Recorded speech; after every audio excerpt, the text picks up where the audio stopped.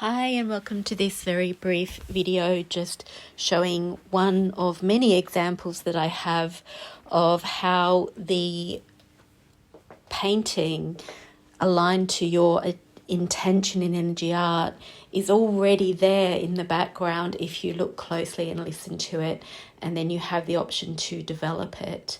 So here's a little walkthrough of the series of 3 cat paintings and how they demonstrate how the energy art is communicating with you throughout the painting process. So my guides are always saying that it's already painted. When we're in the channeled healing space and we create the painting, the template of it's already in the canvas. It's energetically already in the canvas, and the paint is kind of placed on that template, and you can kind of see it if you look underneath it. So I was inspired to do this series of 3 cats. This one, even though it looks fairly finished, energetically it's not. I can feel it's not finished. I've got more work to do on that one.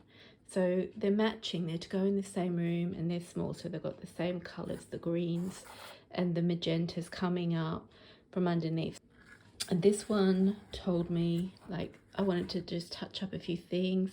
There's some things I can see in the background. I can see when I stand right back on this one that there's a cat's face and some ears and the paws and legs and the body, and it's also tabby.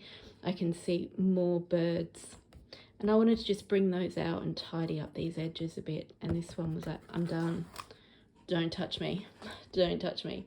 So those need to be subtly in the background. There's the cat. They're supposed to be just something that people look deep into and see, and not supposed to be fully visible. This one, I was going to tidy that up a bit as well, and it's like, I'm done, leave me alone. So when it comes to this one, you can see, if you look very closely, that there is a second cat almost identical to the first one. Here you can see one ear, you can see an echo of the front ear there, very similar shape to this. You can see the forehead, the eye, the nose, the fur coming off here. Now when I first was painting this one, I didn't trace it. From the inspiration image, I just freehand drew it. So I've drawn it bigger than the actual inspiration image to fit where I thought it should go on the canvas.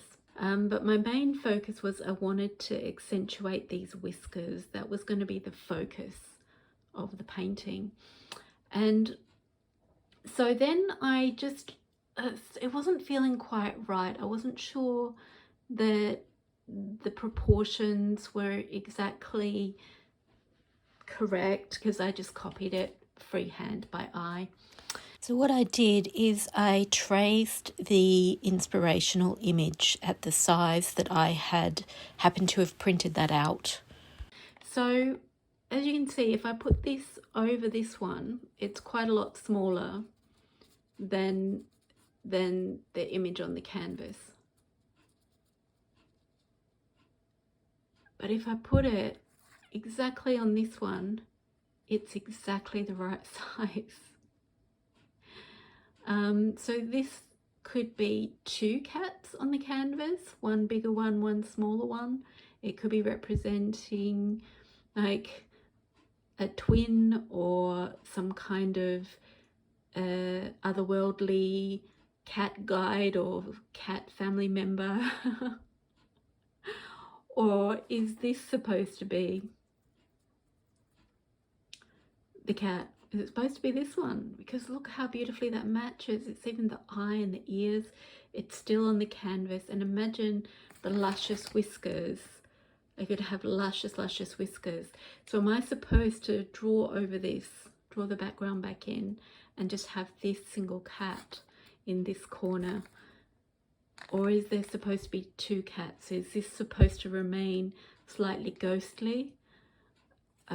If I draw it in now, put some definition in, or are they both supposed to be quite transparent? Are they both supposed to be quite opaque and defined?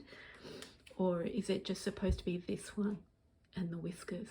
So that's what I've got to feel into next. But I want to share this because it just demonstrates what the guides have been saying, is that you can see the template in the background of what's supposed to be created. And as you gaze into it and feel into it, let your eyes see beyond the obvious. You can really see what has been channeled in energetically and is already existing on the canvas. And then the next step is, of course, to feel into, do you develop it? Is it to remain in the back of the canvas like the first painting, or is it to be developed and made visible to those that can't see so well into the subtleties in the background and what's hidden behind the obvious? So for those that don't know what we're doing here in Energy Art, we are channeling paintings from a healing space, guided from art guides and multidimensional beings. The paintings have healing energies in, and I find that their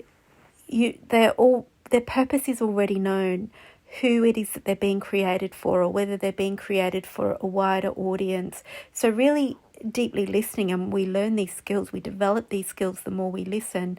We develop more of our higher perception skills and our following skills and our connection to the higher collective fields and the bigger picture and what everything's designed for, and how it fits into everything. So we connect to those fields when we're creating it. So the listening to what's already there and the synchronicities is a really big part of creating energy art. So I have a lot of different examples of this throughout my years of creating energy art, which I'm sharing in various places, on my blog, of my website, on Patreon, and I'm intending to share more on Transformational Ascension Art YouTube channel. So as I feel inspired to do so, I will keep sharing more of this information. So I hope that inspired you, or inspired you to listen a little bit deeper than you even already are to the intuitive process, what's moving through you and what the bigger picture is with these artworks. This is a channeled message that came through with this painting. Each painting often comes with a channeled message for how its energies can be used generally. So thanks for listening. Take care.